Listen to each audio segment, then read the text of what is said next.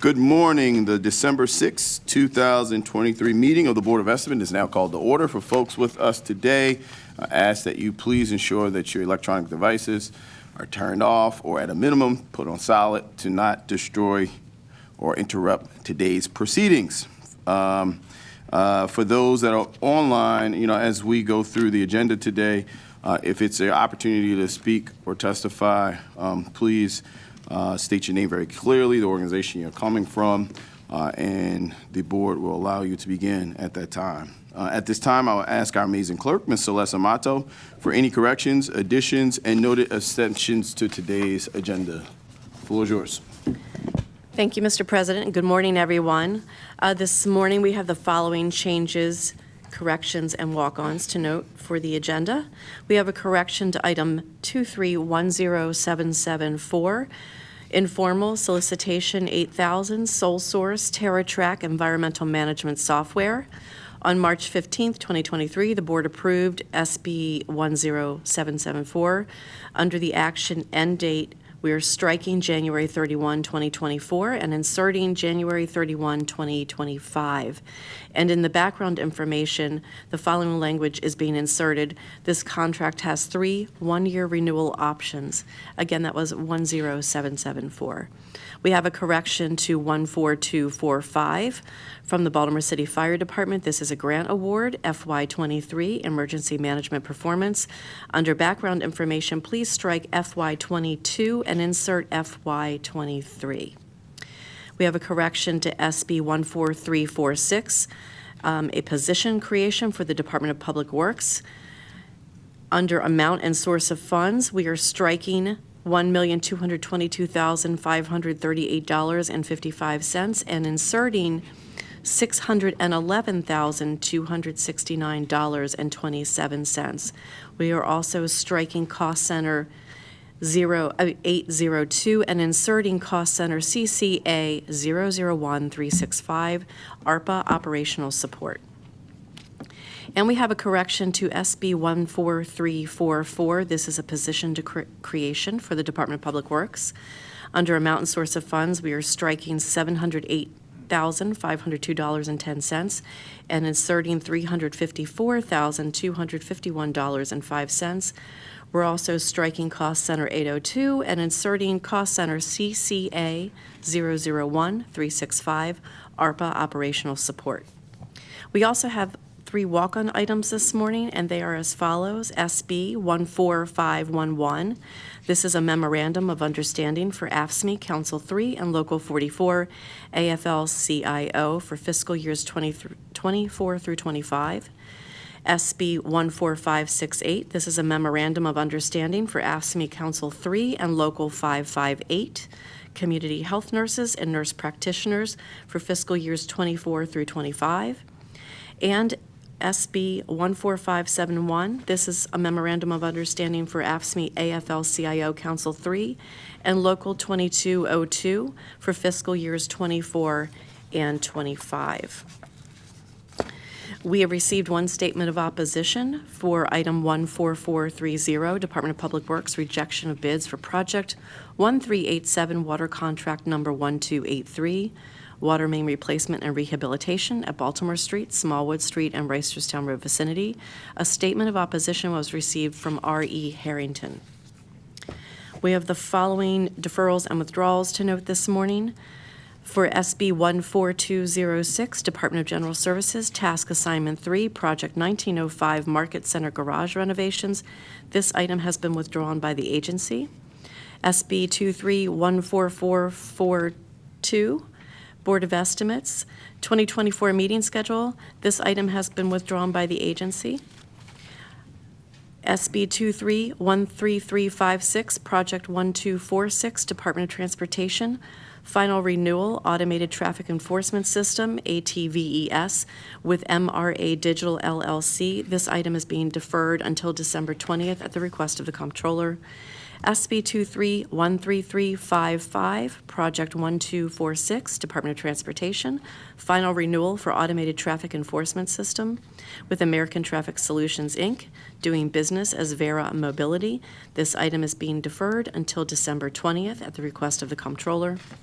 SB 23-14016, Department of Transportation, increase to contract value for Project 1246, Automated Traffic Violation Enforcement. This item is being deferred until December 20th at the request of the Comptroller. SB 23-14015, Department of Transportation, increase to contract value for Project 1246, Automated Traffic Violation Enforcement System with Conduent State and Local Solutions, Inc. This item is being deferred until December 20th at the request of the Comptroller. SB 23-13354, final renewal, Project 1246, DOT, oh, that sounds like a duplicate, I'm sorry. Oh, no, it's not, apologies, SB 23-13354, it's a final renewal, Project 1246, DOT Automated Traffic Enforcement System with Conduent State and Local Solutions, Inc. This item is being deferred until December 20th at the request of the Comptroller. SB 23-14430, rejection of bids for Project 1387, Department of Public Works. Water Contract 1283, water main replacement and rehabilitation at Baltimore Street, Smallwood Street, and Reisterstown Road vicinity. This item is being deferred until December 20th at the request of the Council President.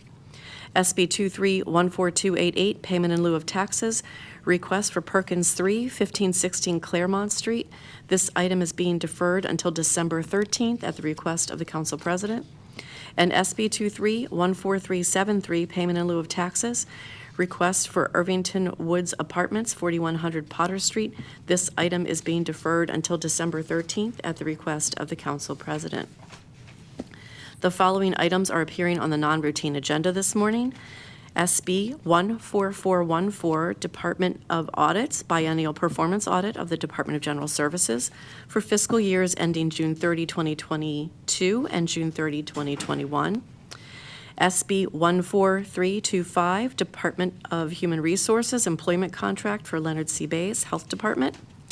SB 23-14327, Department of Human Resources, Employment Contract for Winfred Murphy, Health Department. SB 23-14433, Law Consulting Agreement with Medici Land Governance, LLC.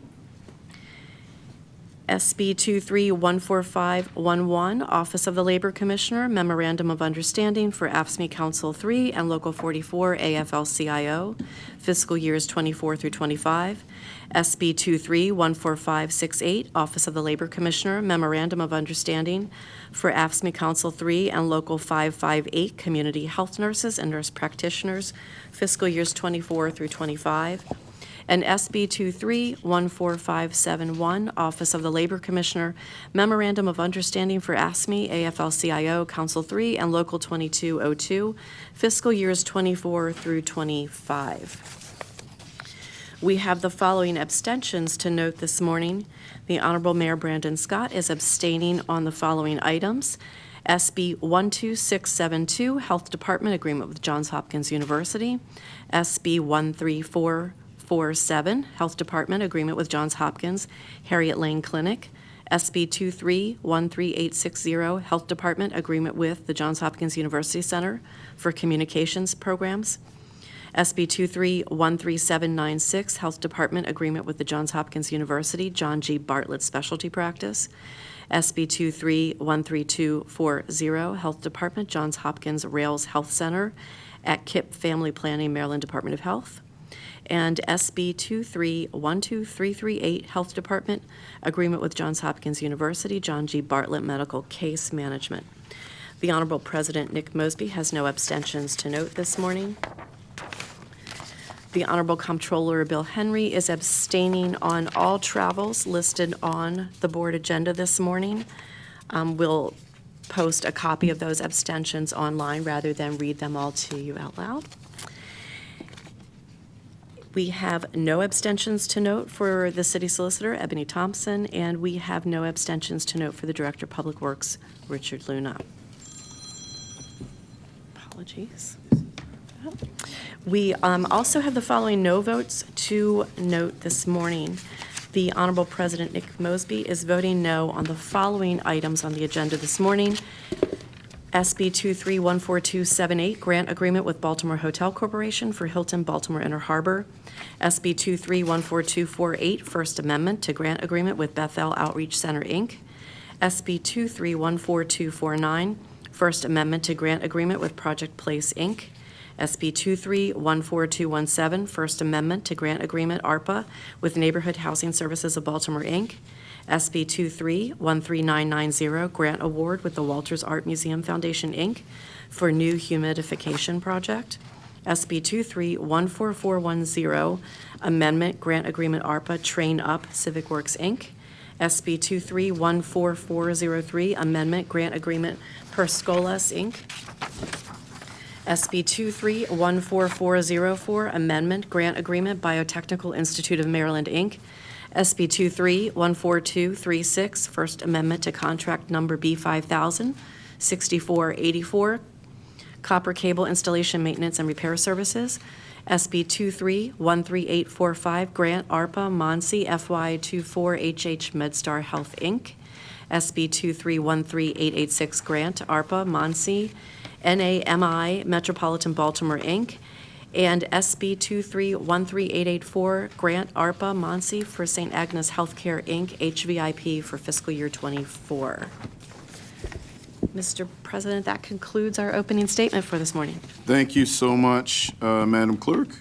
At this time, I'll ask for a motion to approve and adopt the opening statements. So moved. Second. It's been moved and properly seconded. All those in favor, please say aye. Aye. All those opposed, please say nay.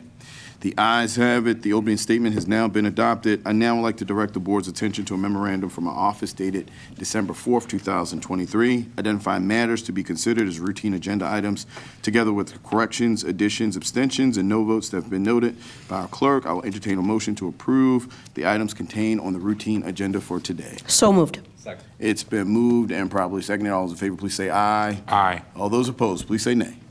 The ayes have it. The routine agenda has now been adopted. Our first item on the non-routine agenda can be found on page 7, SB 231-4414, Department of Audits. This request is to note a biennial performance audit on the Department of General Services for fiscal years 21 and 22. On behalf of the Department of Audits, we have Mr. Auditor.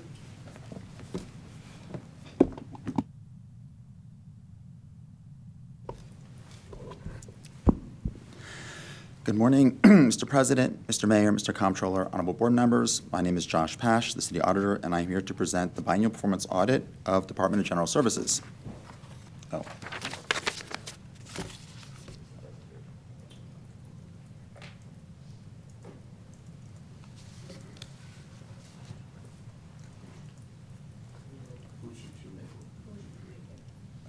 We have Bernard is online presenting. We're attempting to bring up the presentation, so just bear with us for a few minutes.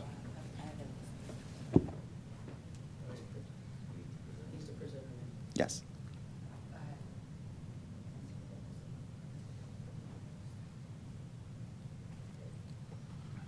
Okay.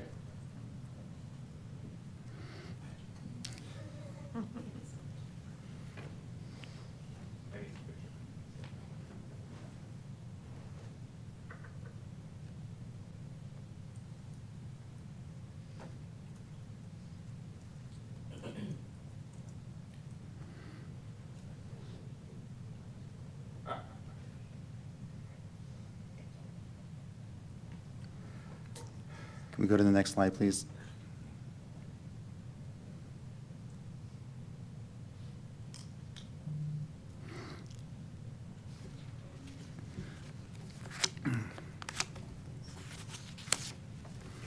The objective and scope of our audit was to evaluate the effectiveness of monitoring controls over fuel inventory and distribution.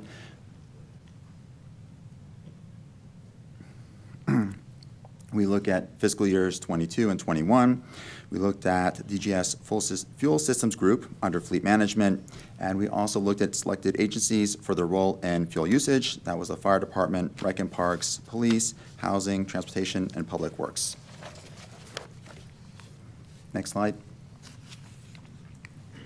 So we looked at the following risks: operational risks and fraud risks. Next slide. The audit methodology was used is we obtained and reviewed policies and procedures around fuel operations. We analyzed the EJ Ward and FASTER systems and the reporting. I'll get into that a little bit later. We interviewed key individuals from DGS and the selected city agency fleet coordinators and the chief financial officers. We visited and observed online and manual fueling operations. I'll describe those a little bit later. The site security, physical measurement of fuel in the tanks, and the inventory reporting. And then we did our testing of daily and monthly reconciliations for the underground and above tanks. And then we also tested fuel cards and WEX cards to validate whether they were authorized. They were assigned to city employees who were still with the city, and the deactivation of those cards upon separation from either working in that area or from the city. Next slide, please.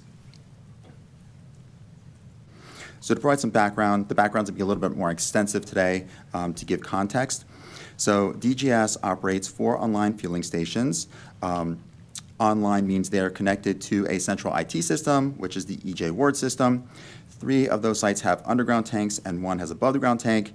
As it said, the tank actually holding the fuel is underground or above ground. And DGS oversees the fuel sites noted below, usually the agencies and the types of fueling stations that they are overseeing or that are in their areas. Next slide. Okay, to give an overview of the fueling process, so these are fueling cards at online fueling stations. So when a vehicle comes into a city site at an online site to get fuel, if the vehicle has a CAN receiver, then they will connect the fuel pump to the car and then to the vehicle, and then they will enter in the fuel card and their personal identification PIN number, which is assigned to the employees. And then the system will validate that the vehicle is authorized and that the personnel are authorized. Want to note, the CAN receiver is a device that when connected to the fuel pump, it sends to the EJ Ward system the vehicle, the identification number, and related information about the vehicle. About 80% of our fleet have CAN receivers. The other 20% don't have those. In that case, the employee will enter a white card into the system, which will identify the vehicle, which will be captured by the central EJ Ward system. I want to note that the authorization of fuel cards go through the risk management for non-fire and police, and then police and fire do their own vetting of authorizations of who should get those fuel cards. Next slide, please. Okay, so how much fuel did we use? In 21, we had 3.2 million gallons used, and the cost was about $6 million. And then 22, similar, 3 million, and the cost was over $9 million. The difference being the price of fuel going up over those years. Next slide, please. Okay, to go over the fueling process overview at manual sites. So each manual site has a fuel attendant. So the manual sites are basically, there's a tank and there's a pump, and they're not connected to the central IT system, EJ Ward. So when a vehicle arrives, the fuel attendant will come out to the tank. The tanks are locked, so they will unlock the tank, and then after the fueling, the fuel attendant will manually record the vehicle, the mileage that was used, the employee's name, and then they'll have the employee sign to indicate that they are validating information. And then those fuel sheets are sent to fuel systems at DGS, and they're using that to charge the agencies for the use of the fuel. Next slide. WEX cards. So WEX cards are similar to credit cards. They are for fueling at non-city sites, commercial fueling stations. For example, if a vehicle is not in the city or needs fuel and they're not close to a fueling station, they would use a WEX card. WEX cards are long-term cards assigned to employees. So the process of distributing WEX cards, is that the agency fleet coordinator will submit a request. DGS will approve it and set up a PIN. They will order the card, distribute it to the fleet coordinators at the agency, and then the agency fleet coordinators are responsible for issuing that to the employee. And then those employees will use the PIN number assigned to them and the WEX card when they fuel at commercial sites. Emergency WEX cards are very similar.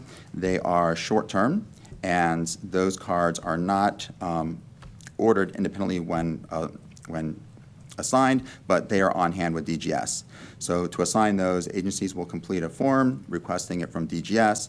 The custodian, DGS custodian, will issue the card, and then once the employee has used the fuel card, emergency WEX card, and return it to DGS, DGS will get the documentation that supports it and basically make sure that those transactions are supported that hit the WEX card. Okay, next slide. So the population that the city has is there are over 8,000 cards assigned for fuel cards and 154 WEX cards that are assigned. Next slide. Okay, for our first finding, so DGS has not established system of monitoring fuel usage and identifying anomalies. So basically, the DGS delegates the monitoring to the agencies and those fleet coordinators. However, DGS has not given the necessary tools to agencies to monitor that fuel usage and identify anomalies effectively.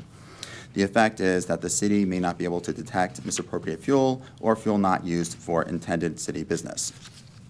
So we went and we inquired about what was the cause, and there are no formal established responsibilities and policies for the fleet coordinators, so they know what their role is, and specifically, they do not have uniform guidance for those agencies for what they should be looking for and how to look for it.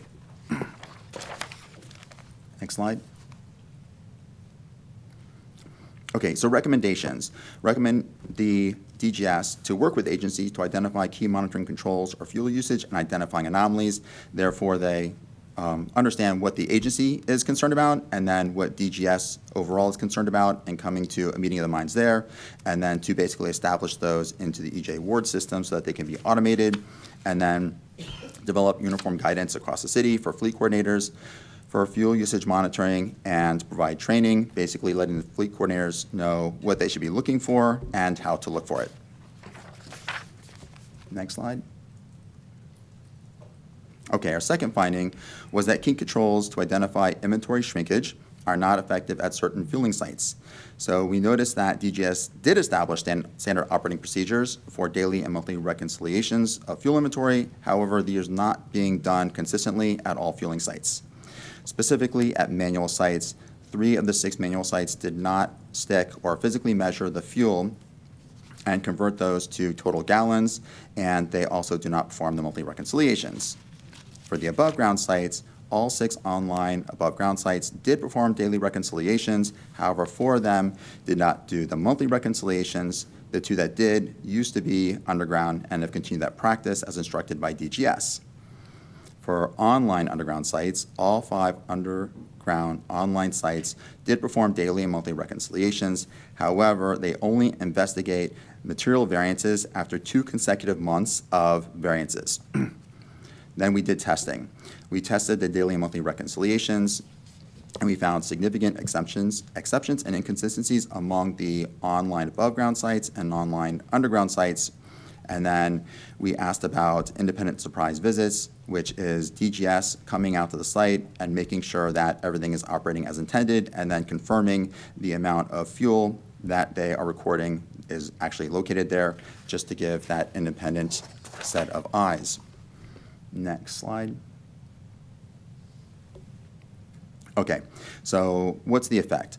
So what they have in the standard operating procedures is to validate inventory balances from those daily and monthly reconciliations. That prompts the DGS to order fuel and also helps identify missing inventory. Since that's not being done consistently, the lack of controls to identify the inventory shrinkage limits the effectiveness of investigations related to anomalies, including misappropriation of fuel. So we asked about the cause, and DGS personnel at manual sites noted that they were not aware of these standard operating procedures for the daily and monthly reconciliations. Next slide. So recommendations to DGS.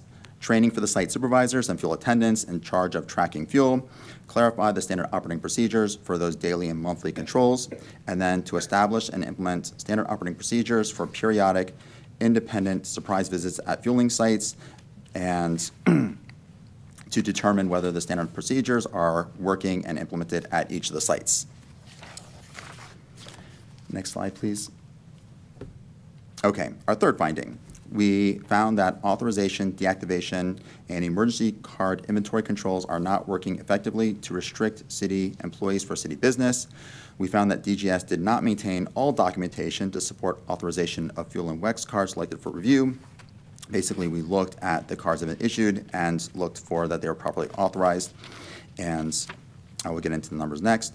They also do not deactivate employee accounts, their PINs, immediately after the employees are separated from their positions, and they do not independently validate transactions, or if there are transactions on emergency WEX cards, if they are in stock and not issued, to make sure that the not issued dormant cards are not being used. So, for missing authorizations, we looked at 20 fuel cards, and we found 3 of them did not have any documentation to support why they were issued to those people. We looked at 42 WEX cards, and 6, they do not have documentation to support why they were issued to those users. Next slide, please. Looking at separated employees that are active in the fuel management system, for fuel cards, we looked at 20. We found that 1 was separated in fiscal year 2016, but still had an active PIN in the system. We looked at the WEX card system. They changed systems in fiscal year 23, so we looked at both systems. We sampled 92 of those WEX cards, and we found that 10 had active PINs. They had separation dates of the employees between 2014 and 22, and that all the PINs were active in the system as of July of 23. We did note that one employee's PIN and card had 31 transactions between April 22 and January 23 for 445 gallons and about $1,900, and that employee retired in April of 22. We did not find in any of the cards that there was activity after the employee separated service. We looked at the new WEX card system, and we sampled 92. We found that 4 of the PINs were active, and those had cards assigned to them, and then we found that for 9 of those counts, they had PINs, but they did not have cards issued to them. Note that you need both the card and the PIN to get fuel. However, we did report that because both are key controls over this process. Next slide, please.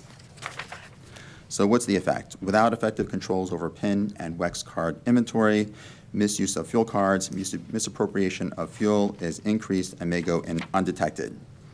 We looked into the causes. So we noted that the city does have a separation checklist when employees leave the city, and in those checklists, they are required to submit their fuel card and the WEX cards. However, when we went to DGS, the agencies are not notifying DGS of those separated employees who were issued those cards. We also found that DGS is not providing reports to the agencies that would show which employees are using the fuel cards, which the agency could use to identify employees who are no longer with them and should not be using fuel. Next slide.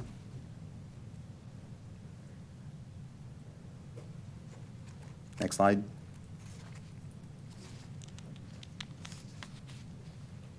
Can you go back one? Okay.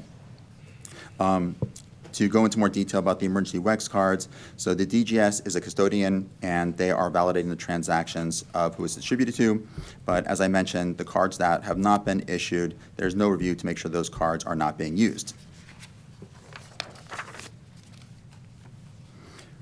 Okay, recommendations. We recommend that DGS provide reports to agencies that detail the card activities, and they do periodically generate a user report and ask the agency to confirm that those are valid users. That's a general IT system control, periodically making sure that everyone has access, should have access.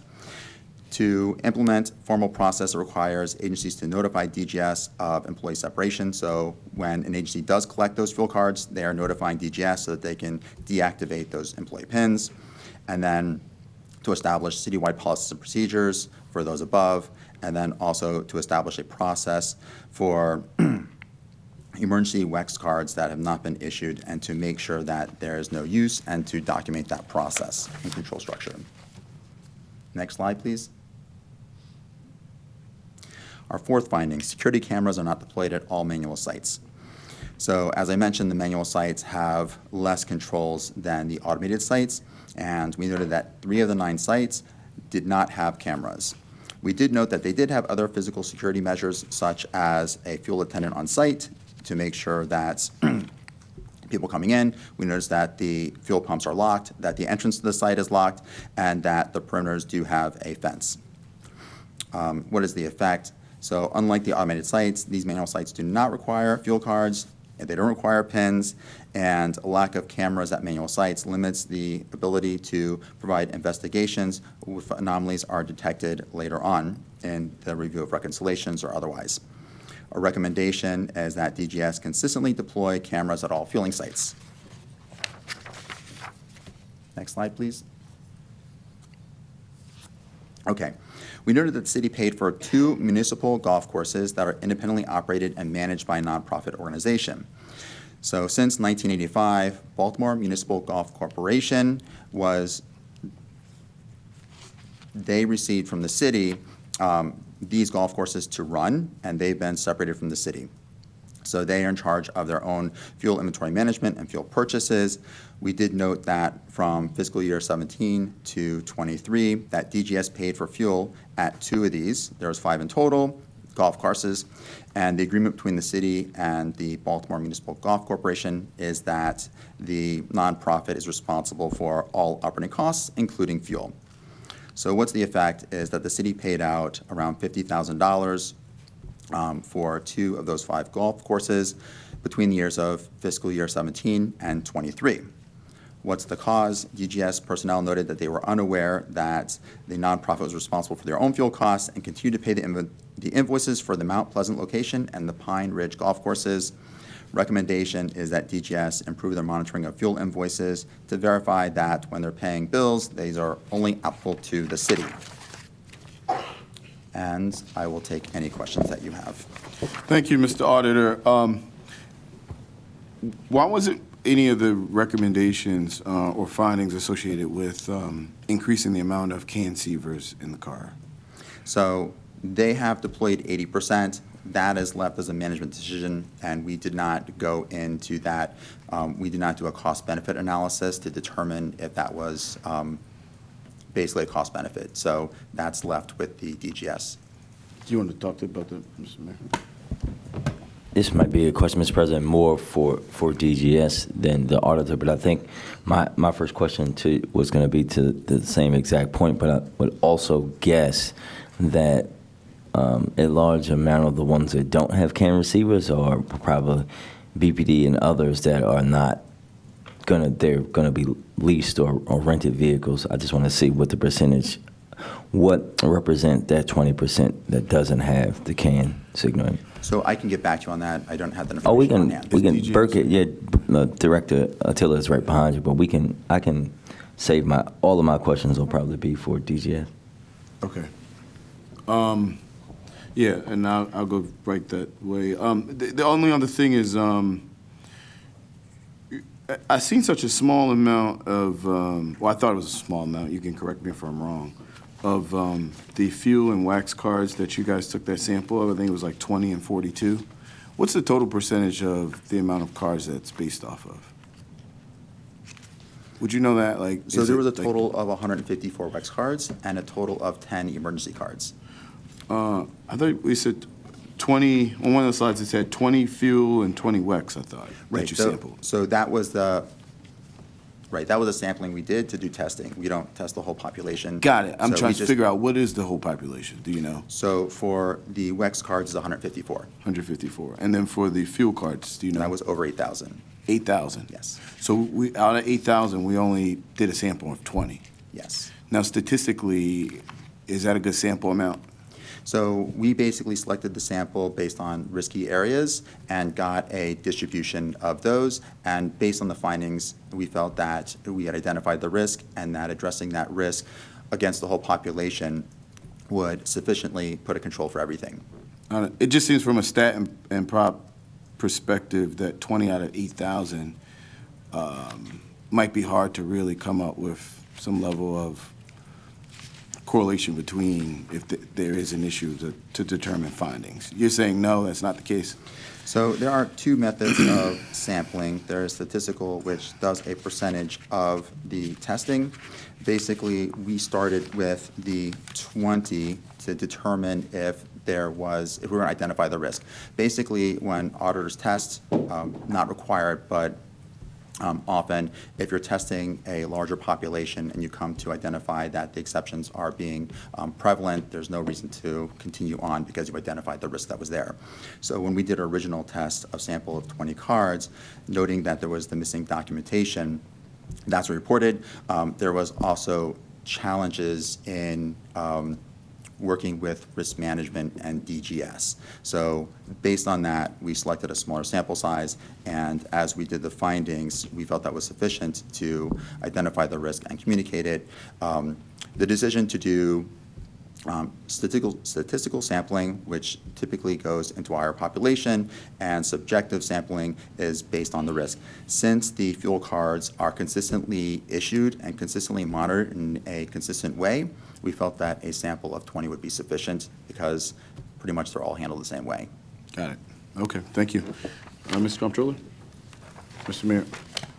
I think thank you, Mr. Arder. I think we're going to go to DGS real quick.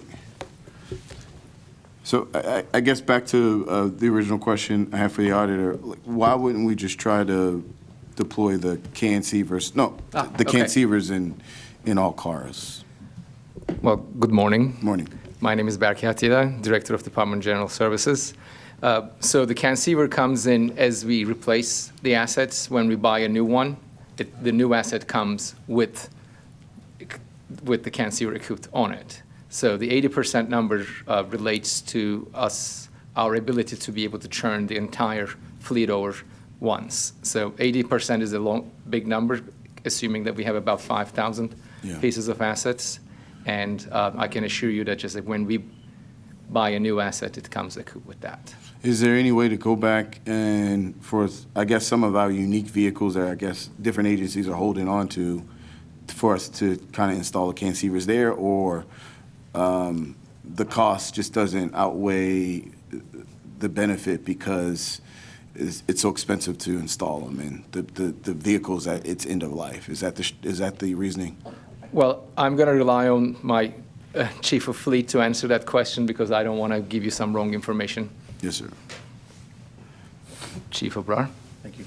Good morning. Hey, good morning. So if a vehicle is older than 2007, we can't install the canceivers that we use, but we can certainly provide data and a breakdown of all of the agencies and the vehicles that are equipped with canceivers and the vehicles that aren't. That's not a problem at all. Do you think it's a benefit for the ones that currently don't have the canceivers to kind of go back and do the older vehicles that's, post 2007? Or do we think from a cost-benefit perspective, it's not worth it?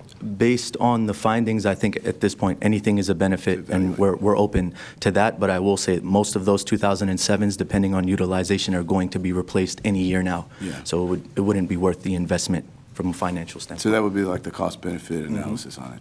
Okay. Mr. Mayor? Thank you, Mr. President, and thank you, Mr. Auditor, and thank you, DGS, for the fabulous work that you all have done, and for letting me take the electric vehicles for a spin the other day. But a couple of questions. In the auditor's report, he talked about some cards of folks that have been no longer with the city, and do we know exactly, my question to you all and maybe to the auditor too, are those in particular agencies? Is it all in one agency? Is it, we need to work with a particular agency or particular two agencies to make sure that those things aren't happening, or is it across the board where there's no? So I would say it's across the board. There isn't a specific agency. Some agencies like BPD obviously utilize WEX cards more than other agencies. I think it's just a matter of us working with their HR offices, or maybe even coming up with some type of tag or a way for us to kind of identify people in Workday based on whether they have a WEX card, similar to the travel card, similar to the P card, and then kind of use that as a tool going forward. So that's something that we're looking into if we can get access. And go ahead. If I may. So the city does an excellent way of exit interviewing and ensuring that we take the keys, the cards, the access cards. So what we need to ensure, number one, making sure that we're routinely providing the list of individuals in each department with names and who has the cards that allows the department that then know when somebody's exiting, go through the checklist and Mary, this person should have a fuel card, I don't see it's being returned. And not only that, but also ensuring the back-end process of going to the IT parts and cutting access to that individual. So, but it starts with us sharing the information, but we would have to rely on our sister agencies to ensure that they are making sure that going through that list of things that needs to be collected. So we're going to tidy up. Yeah, because Sorts of I'm things. particularly interested in the person that, was stealing gas for at least a year from the city, and that means that person probably was showing up to one of the fueling sites, probably in an old uniform to try to make it look like, and we should go back to see if we have any footage of said person. But you guys don't allow me to get gas anymore, but there was once a time when I had to We use just these things cannot let you do that, every sir. day. But I think that knowing where the system was and where we are now is an improvement, but we have to button up all these remaining issues. If I may, I didn't get a chance to thank the city auditor and his team. Under my leadership, we definitely welcome the audits team, and we worked well within the past with them at a different capacity. They have the ability to be able to get into the details that we as management sometimes don't have that level of detail and time to get in. So everything that comes out of their report, we welcome as an opportunity to be better. And we didn't have any kind of quarrels amongst the findings, or rather the recommendations. We put our corrective action plan, admitted everything as the findings, and we put our plan together with the timeline. So we're looking forward to making sure that these improvements are in place, on time, and we thank you for your support to make us a better agency. Thank you for that commitment and your leadership. Sure, yeah, come on, Mr. Arden. So I just wanted to make 2 more comments. So the first is the sampling size of 20 fuel cards. The reason we selected 20, my team, was because of the low risk, because you need a fuel card and a PIN, and so we focused our testing on the PINs there, and the fuel card, as they were at lower risk, that why we only did a sample of 20. The other thing I wanted to note for the mayor was that the employee who was using fuel was a WEX card, and those cards can be used at commercial sites and are not at fuel sites. Thank you for clarifying that, Mr. Auditor. Mr. Comptroller? Thank you. First of all, I want to thank Burke because you pointed, your last couple of remarks pointed out one of the things that I wanted to make sure was shared with the board and the public, that the management response to this audit included an acknowledgement of all of the recommendations, and what the city auditor did not put in the presentation but shared with us is that audits was particularly happy with the action plan that you laid out.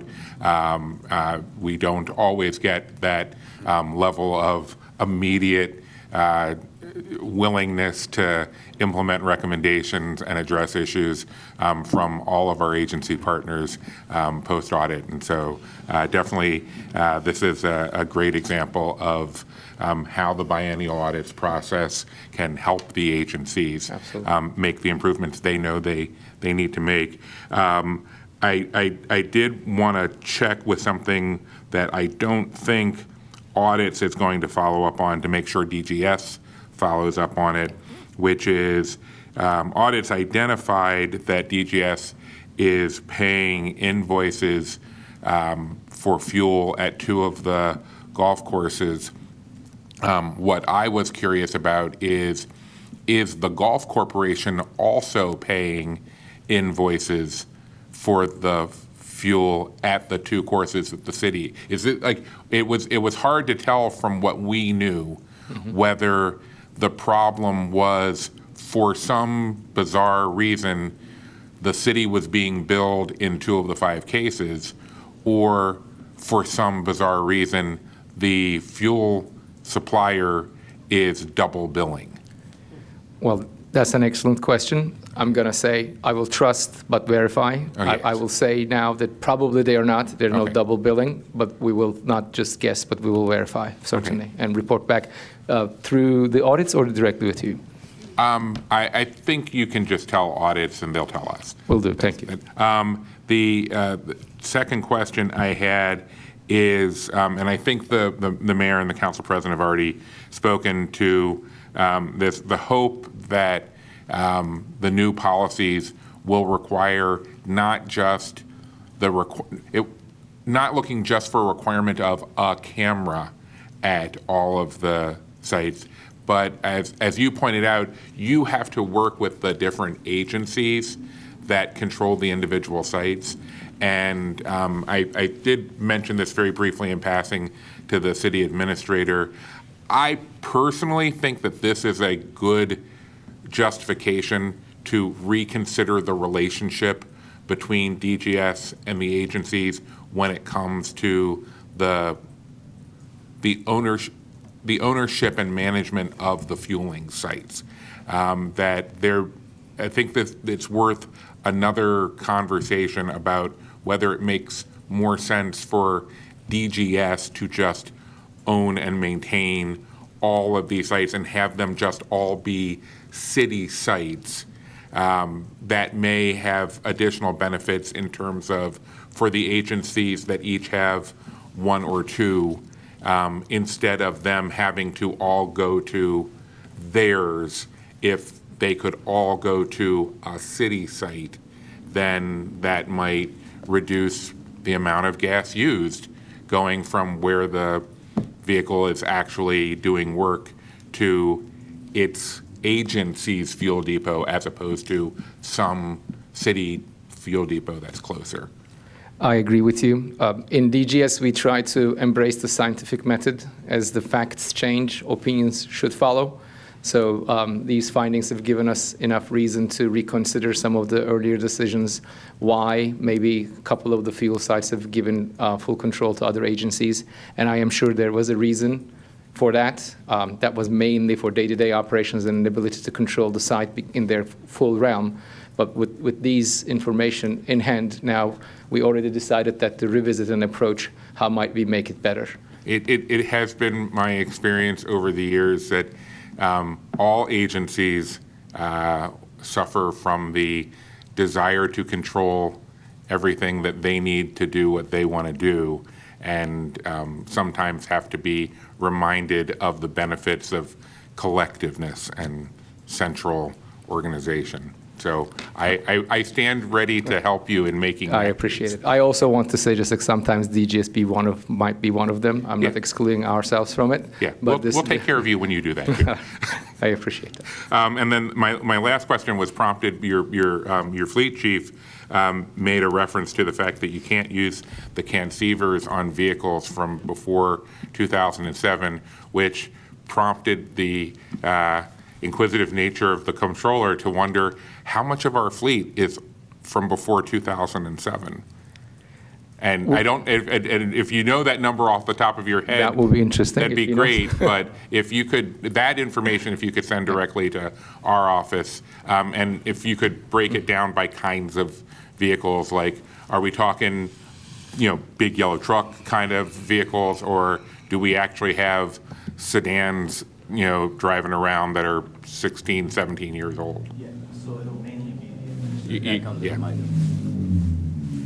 Sorry, I'm new to this. That's right. It'll be mainly the administrative fleet that's older than 2007. We have some Ford Fiestas in our fleet that are 2011s that have 40,000 miles on them. So the goal is to take those vehicles, replace those vehicles, and then kind of electrify them, but also auction them off, considering kind of like the used market that we're dealing with today. We definitely had conversations in the office about how this audit was one more reason to move towards electrification in terms of, just also seeing how much more you're spending on gas nowadays. Yeah, okay. All right. Thank you. Thank you very much.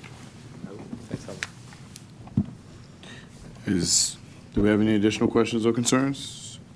Thank you so much. Hearing and Thank you seeing very none, much. we'll note this audit. Thank you so much, Mr. Auditor, as always. The next item on the non-routine agenda can be found on page 136, SB 2314325, Department of Human Resources. This request is to approve a retroactive employment contract to retiree Leonard Bays. On behalf of HR, we have Director Herbert. Good morning, Mr. President, Mr. Mayor, Mr. Comptroller, Honorable Board. This was a matter that was submitted to DHR to route through the Expenditure Control Committee process. The agency has more information around the specifics of these particular contracts. I believe there are two of them on the non-routine agenda. I believe Phyllis Lee from the Baltimore City Health Department HR office is online to address these issues.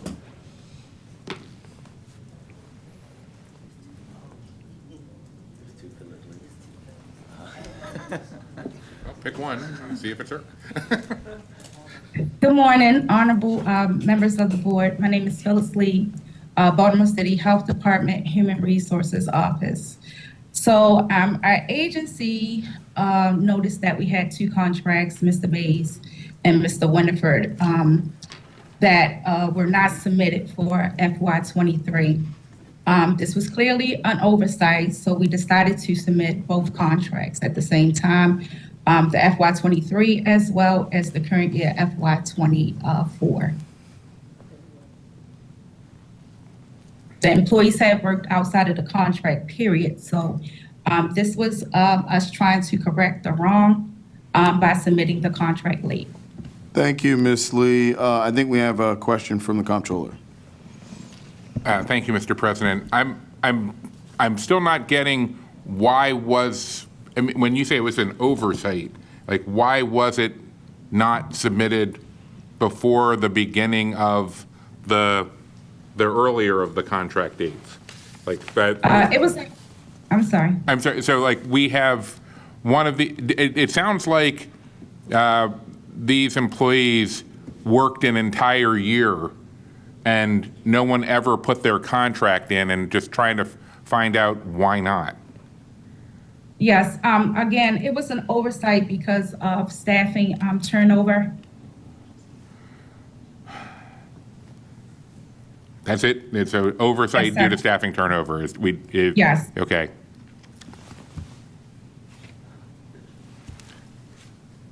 Mr. Mayor, I'm not sure how much more I should push on some, like, what does that mean? An oversight due to staffing turnover. So somebody left, and Yes, sir. the person who left was the person who knew that Mr. Bays' contract needed to be put in, and when they left, they didn't tell anybody, so nobody told the person who replaced them if somebody ever replaced them. Nobody never replaced them, so we submitted the contract late. Okay. And this is, okay, so Ms. Lee, this next part is more for the council president and the mayor. We have been bringing the health department leadership in periodically to talk about their progress in the work plan that they shared with the board on how they were going to address these type of administrative issues. So maybe this is just a good reminder to bring them back in. Okay, Ms. Lee, thank you very much. Okay. Mr. Mayor? Thank you, Mr. Comptroller, and thank you for that. I think that BSIT is actively working with the agencies to put in software that will allow us not to do what the city has for many, many years and rely on one person to do this one thing. And if that one person leaves or gets sick or decides to take a vacation, then it doesn't happen. And we're hoping that we'll have that software working with BSIT and DHR. I know the director can speak more to that, about have that identified in the coming months so that we can alleviate the quote-unquote clear human error that happened in this case. Thank you, Mr. Mayor, and I was going to mention that it's my understanding that the department is working with BSIT. Health Department is one of those agencies that has a lot of these contracts because they hire retirees, they get grant funding for these positions, and calendaring them, tracking them right now is a manual process. And what we're seeing is that with that manual process, there is room for human error.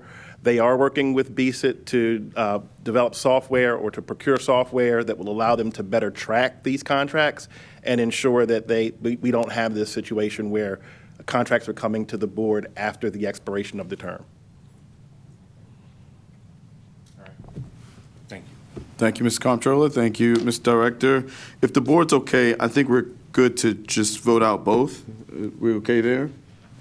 It's going to be the same response. So at this time, I'll entertain a motion for the one we just heard. So moved. It's been moved and probably second. All in favor, please say aye. Aye. All those opposed, please say nay.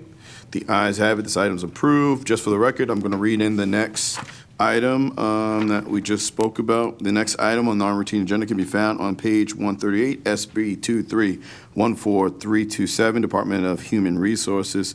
This request is to approve retroactive employment contract for retiree Winford Murphy. I believe we just heard discussion from DHR as well as from the Health Department, and unless there's any additional questions or concerns or unreadiness from the members of this board, I'll entertain a motion. So moved. It's been moved and probably second. All those in favor, please say aye. Aye. All those opposed, please say nay. The ayes have it. The item is approved. The next item on non-routine agenda can be found on page 219, SB 2314433, Law Department. This request is to approve a consultant professional services agreement for Medici Land Governance LLC. On behalf of Law Department, we have Mr. Council President, Stephen Salisbury, Deputy City Solicitor. Mr. Council President, Mr. Mayor, Mr. Comptroller, members of the board. I'm very excited to come up here today and talk about something positive. That's for new. change. All right. This is really looking forward to this. Well, we're excited to hear. So the Law Department, in collaboration with the Department of Housing and Community Development, is requesting approval of a consulting and professional services agreement with Medici Land Governance. This agreement signifies the first phase of a city initiative to harness blockchain technology to improve our city's recordation and maintenance of land records. As I think we all know, among the many forces that have led to and exacerbated the city's number of vacant houses is the antiquated and inefficient way that Baltimore and virtually all jurisdictions manage how they manage their land records. These are deeds and other important records that track ownership of property. Anyone who's ever purchased a home knows the costly and time-consuming process it takes, even in the best of circumstances, to establish a clean title, meaning resolving any uncertainty in the history of the ownership of that property. These challenges, as you can imagine, are severely compounded when you're dealing with vacant properties, where we don't know who owns them, let alone who, establishing a chain of ownership going back decades. The implementation of blockchain technology offers a pathway to more effectively manage land records by ensuring that all documents associated with property ownership are recorded and permanently preserved in one immutable ledger. The agreement with Medici Land Governance will enable the city to test this technology through a pilot that will run parallel to our existing system, providing an opportunity to expedite and streamline the transfer of titles. Under this agreement, Medici will build a ledger that is powered by blockchain and then record up to 14,000 vacant properties on that ledger. Just to reiterate, this is not going to replace the city's existing system at this time. It's merely giving this, it's a pilot to give this technology a chance to work through a pilot program that's really focused on vacant properties. I want to just recognize and acknowledge a few of the folks here today. There were a number of partners and different collaborators that supported this process, getting us to where we are today. First, I want to thank Johns Hopkins University's School of Business and Professor Jim Liu. We're joined here today by Jennifer Melke from Hopkins Government Relations. Professor Liu couldn't be here, but Professor Liu invited the city to come in and speak with his incredible business school students. We talked about the city's challenges with vacant housing. Professor Liu then turned his students loose to develop a number of they all put together different presentations, then shared those with members, officials from the city, myself, and the solicitor. It was incredible. The students were wonderful. They had some really exciting thoughts and ideas, and it was just a great partnership with Hopkins to do this work. The second, I want to recognize, we have Justin Kaufman here, who is an attorney from Ropes and Gray. Ropes and Gray supported and advised us through this process on a pro bono basis. They were phenomenal. I want to personally compliment Justin. You know, I worked at a law firm before. I know how, especially at a law firm like Ropes and Gray, as prestigious as Ropes and Gray, and how busy they can be to put the kind of time and effort and dedication into a matter that they're not getting paid for was really remarkable, and I think just underscores, you know, their commitment and belief in the power of this technology to have an impact. Lastly, I want to recognize Ali Al-Husseini, who's the CEO of Medici Land Governance, who's also here today. I'm going to sort of turn it over to him in a second. If there are more technical questions about the technology, you certainly don't want to be asking those questions of me. He'll be here to talk about that. And I also want to thank, you know, HCD was really a great partner in this. Commissioner Kennedy, who's not here today, but also Deputy Commissioner Hessler.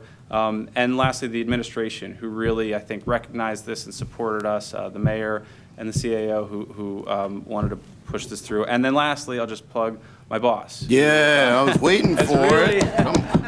Madam Blockchain, come on. Last and I thought she was going to be first. Last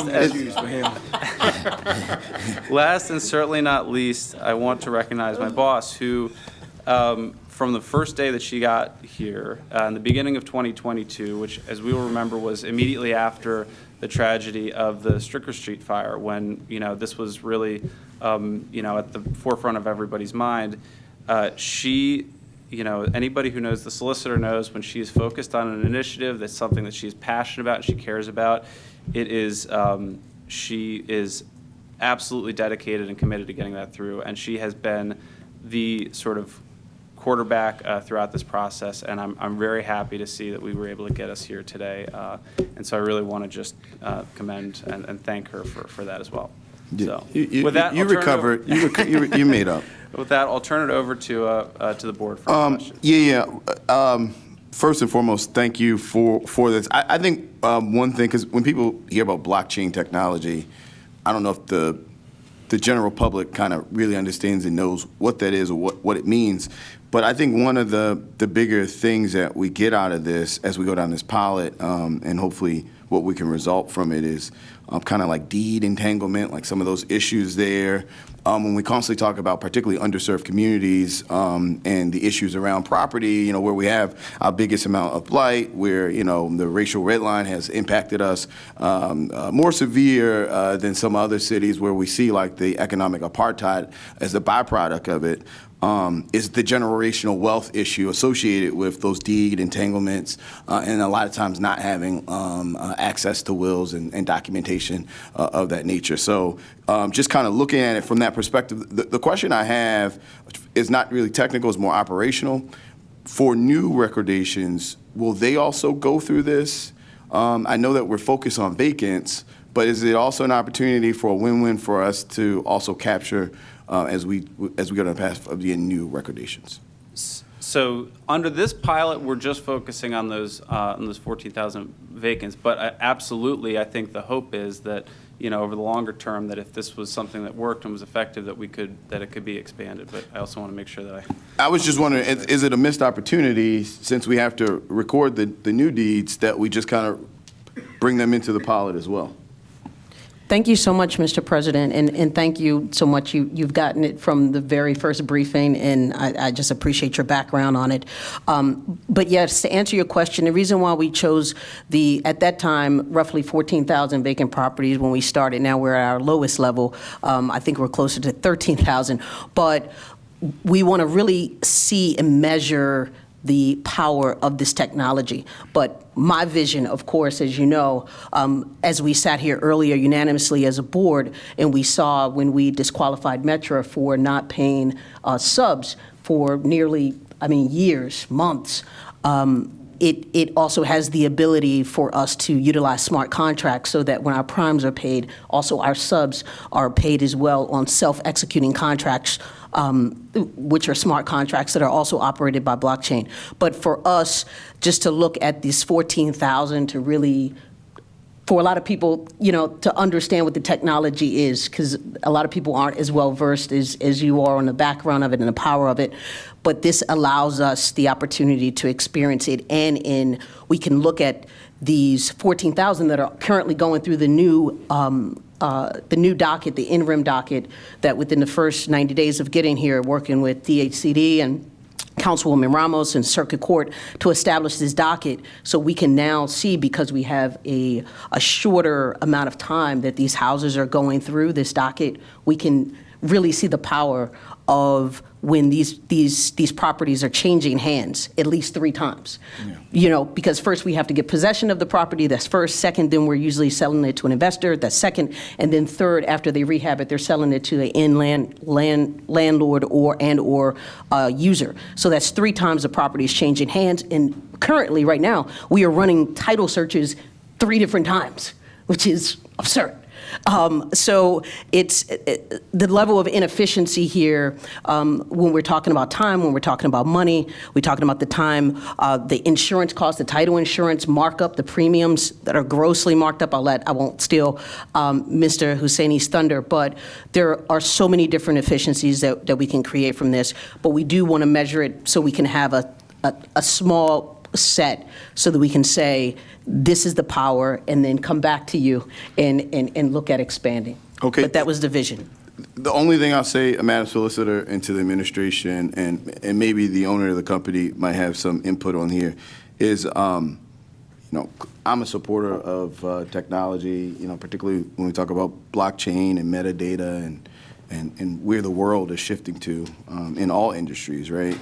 I just want to make sure that we also think about the unintended consequences and we put them in our procedures and operations, you know, particularly as it relates to the city's really dark history of land disposition, you know, going to small groups,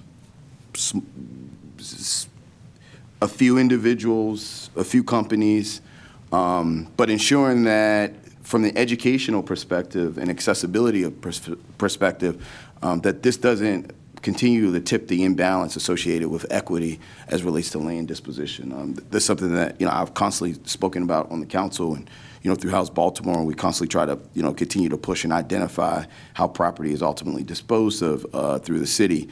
But we want to make sure that we are doing as much as possible, that there is not an unintended consequences that just kind of magnifies some of the inherent issues we have with land disposition in our city already.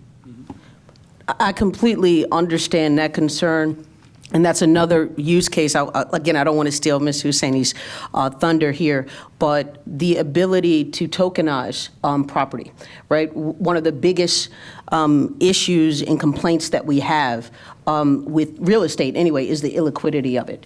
And then we also have a whole sect of people that have been relegated to being renters for their lives, right?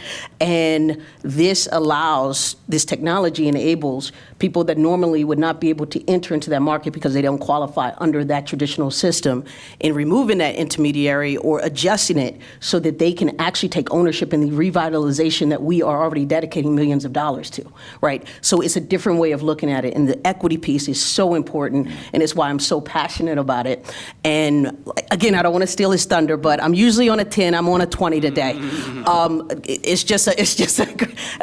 mayor knows. I told him not to sit too close to me because I may do a cartwheel. Get your flowers. No, but it's a really, it's just the technology. We're just scratching the surface with the deeds, Yeah. and but that is at the forefront. I think this is a game changer. It truly is. And again, I'm just going to stress this. I just think it's really important that we map it out from an operational perspective so the folks that have already become subject matter experts of dealing with the city and getting property, that they don't be the same ones that kind of just slide into this and now this will, you know, kind of, you know, excel, their reach into it because of the technology and how robust and profound it is. So. I'm sorry, do we have any questions for you guys? Okay. Yes, if you could please come up, sir. Good morning, Mr. President, Mr. Mayor, Mr. Controller, and members of the board. Good morning. Thanks to Ebony and her team for making the solicitor this an opportunity for MLG to present today. I would like to note some of the things you mentioned are very important. The most important asset in your lifetime is your home. is the title deed that you have. The problem is not just a Baltimore problem, it's a global problem that nobody deals with. 6 out of 8 billion people in this world don't have formal ownership of their homes. And we don't talk about this. We talk about all these other things except this very important matter. When it comes to the things you had mentioned, blockchain brings the immutability and the security and makes the system more resilient. So implementing this brings more security. This will help with a lot of the areas of ransomware and other areas that are vulnerabilities that comes to the city. When it comes to the areas that you had mentioned, specifically with people having the redlining and having the issue of ownership, blockchain is the basis, and if you're building a building and you're building a solid foundation, this is your foundation. So this investment is a critical investment. We've done similar work, but not as where we want to take this in New York City, with the city of New York. We've done it in Wyoming. We've done it globally in Mexico, in Colombia, in Zambia, in Rwanda, all over the world. What I can tell you is that if this done right, as you're saying, and specifically working on the vacant housing, this would allow and bring in ownership to the people that you are talking about, where some people have been sidelined, are not able to get credit because you are automatically disqualified, not because the property is worth it, because you don't qualify to borrow that money. In this case, taking it and recording those properties on the blockchain is the first step. The second step, as the solicitor mentioned, is making the ability and the purpose of that blockchain to be useful, a utility. Having something that has utility changes everything. And that utility is game changer. Tokenizing those assets and bringing people to collectively buy as a community. So as far as I'm looking at it, I've personally spoken to about 12 different regional property insurance providers. Specifically, we landed on Fidelity Title Insurance, the largest. They own half of the US market for title insurance. And when we came and told them we would like to implement this with the city of Baltimore to record blockchain title deeds, the first thing that came up to their mind is this will reduce the cost. The solicitor mentioned that every time you want to record a property and change ownership, you have to do a title search. The cost basis of every title insurance company is the title search. That's the most encumbersome, that's the most costly, that's where they have to go and dig in and research a lot of this archaic systems to make sure that nobody has liens or taxes, or because properties have two issues, disputes of ownership and disputes of boundaries. And then there are the issues that comes along owning someone else's money and putting liens on that property. So the first thing that came to their mind, how can we jump in? Can we be part of this contract? We are willing to reduce the cost of title insurance, and we're willing to do this if we're upfront. And I said, let's take it slowly. You have to first walk before you start running and then flying. So this is the first step in that alignment, and I think this is a very important step that the city is taking. Under leadership of the mayor and this council. I think it's a big game changer for you in Baltimore, because you talk about all these problems, and this is one of those things that will get the publicity to get outside investors, and people come to support these communities to buy collectively properties. Instead of having one person come buy or investor comes 10, 5 people can buy one property and fix it together and make it a better property and own it collectively as fractional ownership. So tokenization is one element, and exchanging property is one element. Fractional ownership is another element where it's much easier to do so. Thank you so much. At this time, are there any questions or concerns from members of the board? Mr. Mayor? Thank you, Mr. President, and thank you, board. I just want to take the moment to thank the solicitor and her team for helping to push this issue. We know following the Stricker Street fire, I set out a goal for us to change the way we were operating around vacant homes, and although the Deputy Solicitor's Office actually 13,639 vacants, not 14,000. We'll forgive him for that. We know that we've reached this lowest point in most of our lifetimes, but we have to do more innovative things to make sure that that number continues to go down in the city. And I think the solicitor did a great job of saying it, but Mr. President, as you know, Mr. Comptroller, this is just one of the first steps in how we're going to ramp it up, our efforts to make sure that we're solving the vacant housing crisis in Baltimore once and for all, but doing it, as we all know, the right way, and not duplicating the rights of the wrongs of the past that allowed these neighborhoods to deteriorate in the first place. Any additional questions or concerns? Hearing and seeing none, just for the record, the terms of the pilot. So it's the agreement is for $225,000. It's over a 3-year agreement. Thank you. Any additional questions or concerns? Just want to add in, again, thank MLG for doing this at cost. This is extremely low over a 3-year pilot. At this time, I entertain a motion. Happily move. It's been moved and probably second. All those in favor, please say aye. Aye. All those opposed, please say nay. The ayes have it. This item is approved. The next item on non-routine agenda can be found on pages 378 through 380, SB 2314016, Department of Transportation. This request is to approve an increase to the contract value of Project 1246, Automated Traffic Violation Enforcement Systems. That was deferred. Got it. The next one was as well. And the thing we're going to move on to is the walk-on items. The next item on walk-on agenda can be found on SB 2314511. This request is a memorandum of understanding with ASME Council 3, Local 44, for fiscal year 24 and 25. Madam Commissioner. Good morning, members of the Board of Estimates. Deborah Moore Carter, Labor Commissioner for the City of Baltimore. With me is Dorothy Bryant, President of AFSCME Local 44. We have concluded negotiations with AFSCME Local 44 for fiscal years 24 and 25. The memorandum of understanding, I would say, are very mature, so we do a few tweaks, but not a lot of language changes. So the big deal is that we'll be providing wage increases to our worthy workers. Local 44 represents laborers, drivers, and a number of other positions like that. So for the 2 fiscal years, they'll be getting 4.5% for each fiscal year. So I'm here to ask, sir. Every time I'm out and about in the city, and I'm pretty sure the mayor and comptroller experience this, I get stopped by a big city vehicle to say, when are you going to get the item approved? So excited to have you here today. We understand, you know, the urgency and the importance.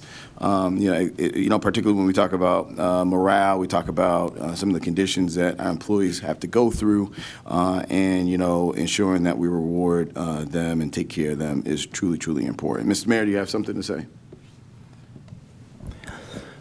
Sorry, Mr. President. I'll just say I was going to wait until Madam President spoke, but I'll just say that I'm so happy that we're here today. We know these workers deserve this. We know the work that they put in each and every day. Yes, Mr. President, every single day I am stopped by, particularly by 44 members in DPW, like, Mr. Mayor, and depending on how long they've known me, they call me by my first name, like, when is it coming? When are we going to get a raise? It can't just be 2%. We need at least 4%, and they're getting 4.5%. And I think when you think about that, the work that they do, they're the ones that are out there cleaning the alleys, cleaning the vacant lots, picking up trash and recycling, digging the ditches. All of the things that are going to happen as the temperature continues to plow in the snow, fixing water main breaks, all the things that we know so many people simply would not do. These workers from these, and even our nurses in the school, the work that they do and how much that has changed over the past few years for them.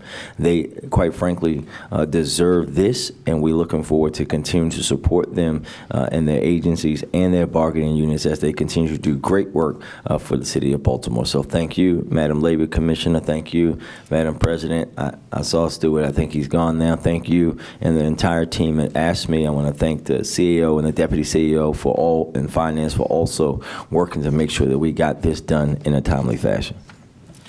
Madam President, would you like to speak? I I would just like to take this Who, opportunity. who are you, Madam President? Madam President, who are you? Dorothy Bryant, President of Local 44. There we go. And I would like to take this opportunity to thank the entire board, particularly Mayor Scott. We thank you for realizing the worthiness of the employees that we represent in 44. And you realized that and you acted tremendously for us. So thank you personally. And the entire membership would like to thank you. And thank you, Controller. Thank you, Council President. We just thank all of you.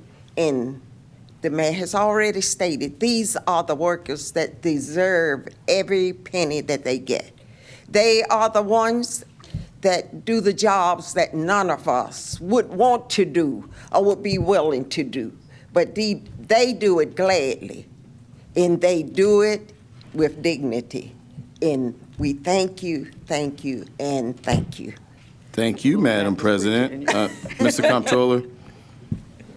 Thank you, Mr. President. I just wanted to take a moment.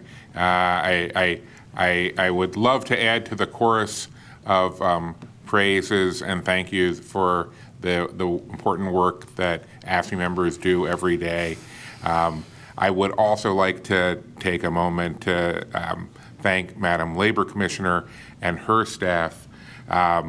It is not commonplace for us to put MOUs like this on the agenda as walk-ons because we generally try to provide a little bit more notice for large contracts, but we appreciate the fact that the Labor Commissioner and her staff were willing to work extra hard to get this information together and get it submitted in time so that the men and women of AFSCME can get their bonuses and their retroactive pay before the holiday break. We are hopeful that by approving this today, that the rest of our, wait, this is where I lean forward and look at the Director of Finance, the rest of our financial apparatus can move with the same level of quickness that the Labor Commissioner staff did in making sure that we get people what they deserve in time for them to share it in the coming year. So thank you. Thank you, Mr. Comptroller. Any additional questions or concerns from members of the board? Hearing and seeing none, I'll entertain a motion. So moved. It's been moved and probably second. All those in favor, please say aye. Aye. All those opposed, please say nay. The ayes have it. This item is approved. I'm going to go down the other two unless there's any specific questions. I believe there should not be, but who knows? The next item, there's another walk-on. It's SB 23-14568. This request is a memorandum of understanding for AFSCME Council 3, Local 558, community health nurses and nurse practitioners for fiscal year 2024 and 25. We have the Labor Commissioner here. If there's any questions, concerns, or unreadiness, we'll take it. If not, I will entertain a motion. So moved. It's a motion on the floor. It's been properly seconded. All those in favor, please say aye. Aye. And all those opposed, please say nay. The ayes have it. This item is approved.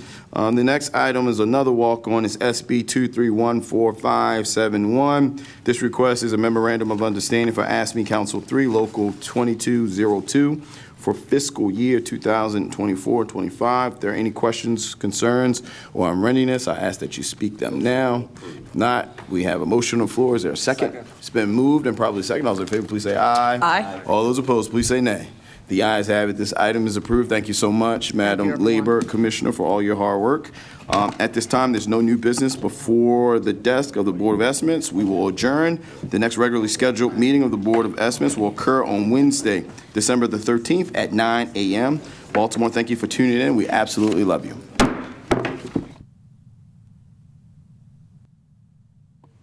Hi, TV 25.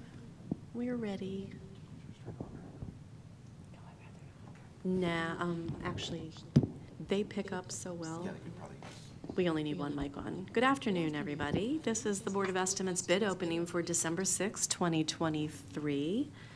I'm Celeste Amato, clerk to the Board of Estimates. Bill would totally make, not a Star Wars, what's the other thing? Star Trek, thank you. My brain's not working today. Bill would make a Star Trek reference right now. I'm the clerk to the Board of Estimates, and I will be your captain today. And we have a few addenda first to share, change of openings. And you hold that right there. So first I'm going to share the addenda for, these are all for Bureau of Purchasing, right? The whole word isn't there, but I think that's what they are. For the Bureau of Purchasing, RFQ 432, Police Uniforms and Tailoring Services. This item will now be opened on December 20th, 2023. Again, for Bureau of Purchasing, RFQ 407, 911 Nurse Triage Line, NTL Services. That bid will also be opened now on December 20th, 2023. And finally, RFQ 461, Sodium Hydroxide, in parens, caustic soda. That item will also be opened on December 20th, 2023. Again, that was RFQ 432, RFQ 407, and RFQ 461. Those three items will all be opened on December 20th of this month, of this year. Up first, we actually have 5 bids to open today, but up first we have a bid for Department of Transportation. Contract TR 23007R curb repair citywide. So that was 23007R curb repair. Is that what you're looking at too, Abigail? Yes, that's correct.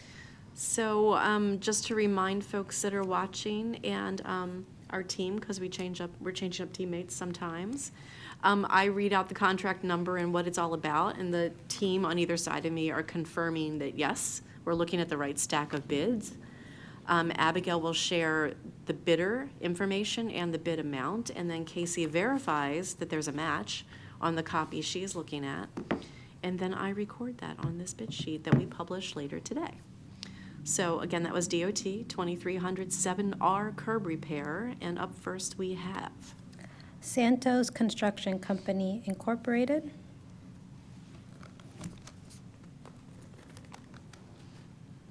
We do also have a bid bond for this item. Oh, great, thank you.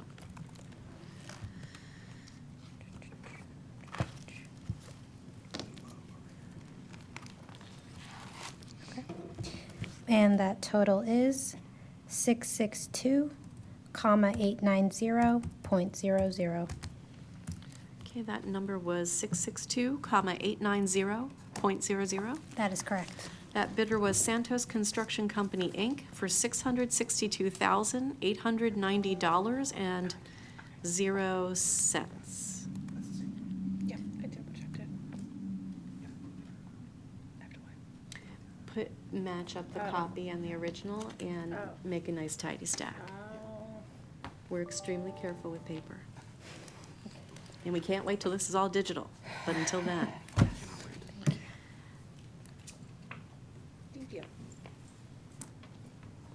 Okay.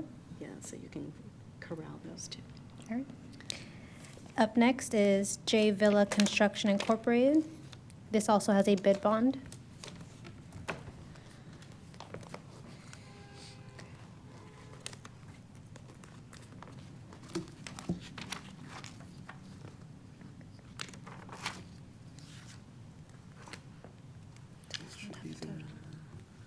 Must be a sticky missing, I'm sorry. It's okay. There is.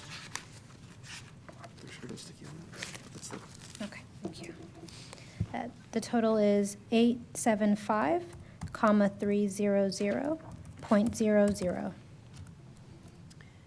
That number was 875,300.00. That is correct. That was J Villa Construction, Inc. for $875,300.00. And we don't have any other bidders for this item. Up next, Department of Public Works, contract ER 4055R, urgent needs stream, stormwater, and drainage maintenance and repair project. Yes, that is correct. Up first, we have Spinello.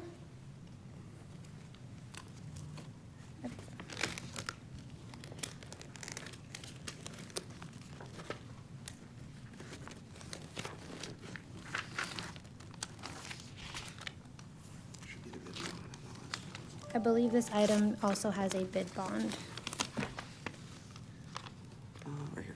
This is signed on this page, but it says the phone. Yes, okay, so yeah, this item has a bid bond.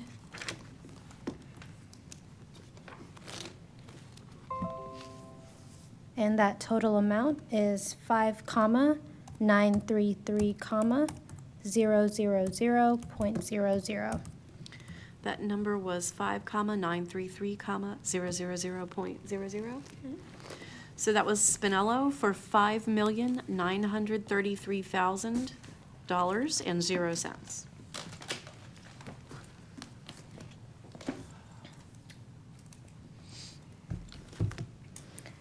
Up next, we have Environmental Quality Resources, LLC.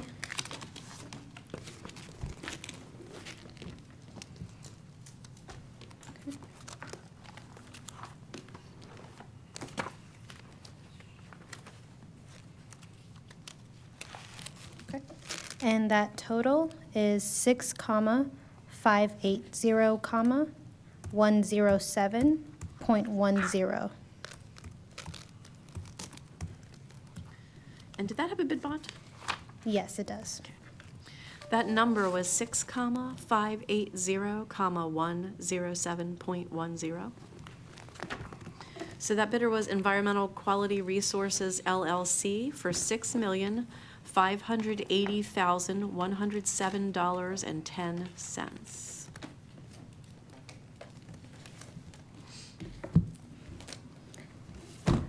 Our last bidder for this is Monumental Paving and Excavating Incorporated.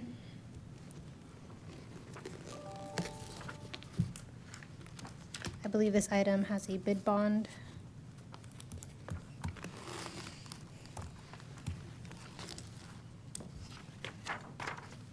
And the total is 6,628,739.96. That number was 6,628,739.96. That bidder was Monumental Paving and Excavating, Inc. for $6,628,739.96. And that was our final bidder? Yes, that's for correct. ER 4055R, Urgent Needs Stream, Stormwater, and Drainage Maintenance and Repair Project. Up next, for Department of Public Works, we have SC 1007, Jones Falls Sewer Shed Inflow and Infiltration Reduction. And we have no bid submitted for this. And we are confirming we have no bids submitted for SC 1007, Jones Falls Sewer Shed Inflow and Infiltration Reduction Project. Up next, for the Bureau of Procurement, we have RFQ 458, Vehicle Upfitting Service. This first one only has the original. Okay. Okay. Up first, we have Auto Body Experts.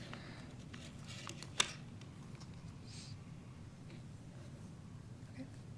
And that total is 892,500.00. That number was 892,500.00. That is correct. That bidder was Auto Body Experts for $892,500.00. Shalon, for that one, because they only gave us an original, let's make a copy, so, yeah. And the original goes to that agency. Up next, Up next, we have East Coast Emergency Lighting Incorporated.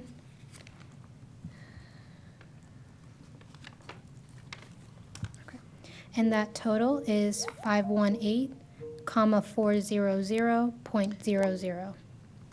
I'm sorry, can you repeat that, Sure. Abigail? I had a little Teams call interrupting No you. problem. Sorry about that. 518,400.00. Okay, Okay, let me make sure I got that right. It's 518,400.00. That is correct. That bidder was East Coast Emergency Lighting, Inc. for $518,400.00.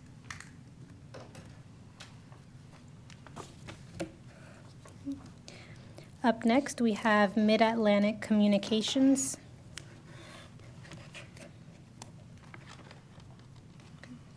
That total is 1,060,800.00. Okay, that number was 1,060,800.00. That is correct. That bid was Mid-Atlantic Communications for $1,060,800.00.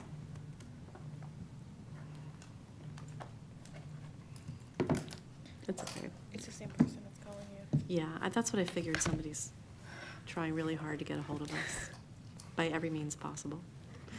All right. Up next, we have T-Chop Specialty Vehicles, LLC. Do you have that spelled T-E-C-H-O-P-S? Yes. Okay. Mhm. I think it's Tech Ops. Is it Tech Ops? Yeah, I'm Oh, looking Tech now, they Ops. capitalized it. Oh, so Tech Ops. Okay. Sorry, Tech Ops. We just. Not T-Chops, renamed Tech it. Ops. Called T-Chops. So sorry. I was wondering, because I was wondering, should that O be capitalized? Right. It's been written on the thing, so I couldn't tell. Okay. Okay. All right, the total item for this is 990,000. Oops. Okay, that was 990,000.00. That is correct. Okay, that bid was from Tech Ops Specialty Vehicles LLC for $990,000.00.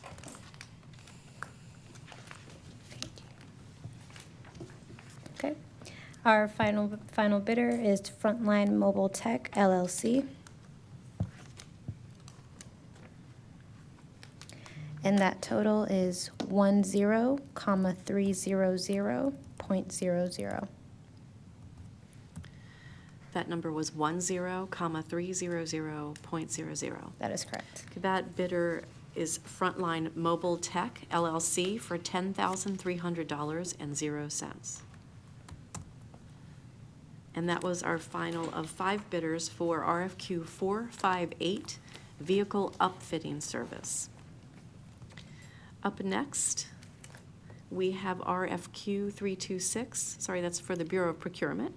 RFQ 326, Cranes and Hoist Inspections and Repairs. We have no bid submitted. We have not received any bids, confirming we have not received any bids for RFQ 326, Cranes and Hoist Inspections and Repairs. Hopefully, that will not be problematic anytime soon. And then I have one additional bid that has been previously opened. One of our bids was sent for review because we could not at the time locate a total.